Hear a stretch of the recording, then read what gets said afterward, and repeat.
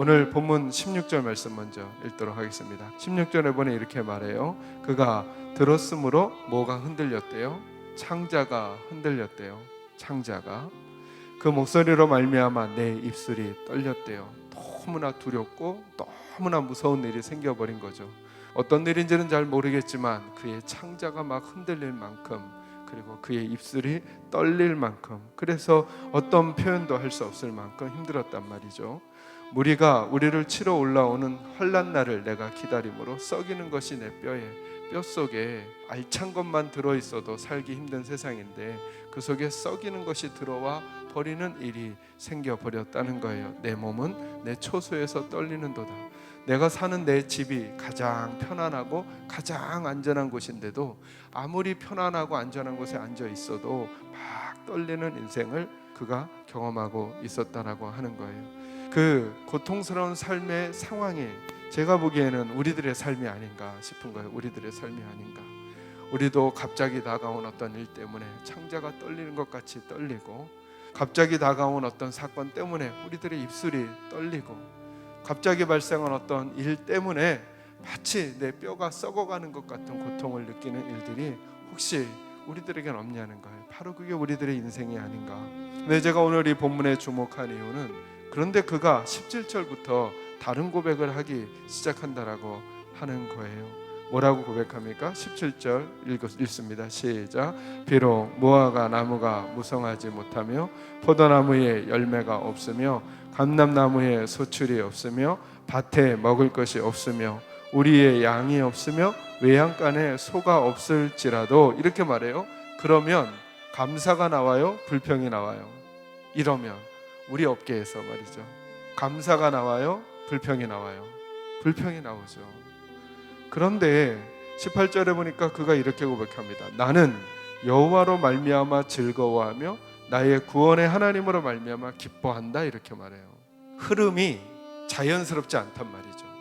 무화과 나무에 열매가 무성하지 못하고 포도나무에 열매도 없고 감람나무에서 소출도 없고 밭에 먹을 것도 없고 우리의 양도 없고 외양간에 소형아지가 없으면 우리는 한숨을 짓고 우리는 불평을 할 일인데, 그래야 그 다음에 자연스러움이 이어가는데, 오늘 본문은 16절 17절 그 사이와 18절 사이에 무엇인가가 있었다는 암시를 우리에게 준단 말이에요. 만약에 저와 여러분도 이것을 찾아낸다면 우리들도 그런 인생을 살 수 있지 않겠냐는 거예요. 그래서 저는 그 첫 번째 메시지로 이렇게 여러분과 나누려고 합니다. 따라하겠습니다. 고민도 하나님 앞에서 하자. 저는 하박국이 하고 있는 그 아프고 힘든 상황 가운데서 새로운 고백을 하기까지 그 중간에 있었던 중요한 힌트 중에 하나가 뭐냐면, 끝까지 이 문제를 누구와 함께 씨름하고 있다는 거예요. 주님과 함께 씨름하고 있다는 거예요. 주님과. 포기하지 아니하고 답이 올 때까지, 포기하지 아니하고 답이 올 때까지 내게 일어나는 모든 일들에 대하여 끝까지 주님하고만 씨름을 한다는 거예요. 그래서 말씀하시죠. 이 묵시는 정한 때가 있나니 그 종말이 속히 이르겠고 결코 못되지 않을 거라고요. 거짓되지 않을 거예요. 분명히 하나님은 우리를 도우실 거예요. 여러분, 비록 뭐 할지라도, 더딜지라도 뭐 하라고요? 기다리라. 지체되지 아니하고 뭐 할 거라고요? 반드시 응할 거라는 거예요. 자, 이제 하나님이 이렇게 말씀하셨으면 이제는 우리에게 뭐가 필요할까요? 당연히 뭐가 필요할까요? 자연스럽게 믿음이 필요한 거죠. 저는 우리 사랑하는 성도들이 고민도 하나님 앞에서 하게 되시기를 주의 이름으로 축원합니다. 두 번째 말씀 따라하겠습니다. 선택의 힘을 인정하라.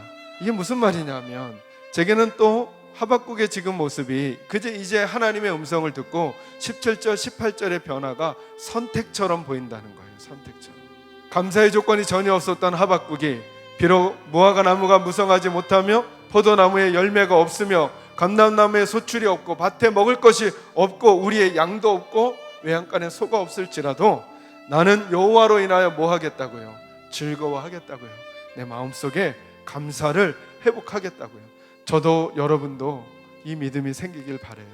제게도 여러분에게도 해결해야 할 상황과 넘어가야 할 형편들, 그리고 우리를 둘러싼 울타리와 웅덩이가 있을 수 있겠어요.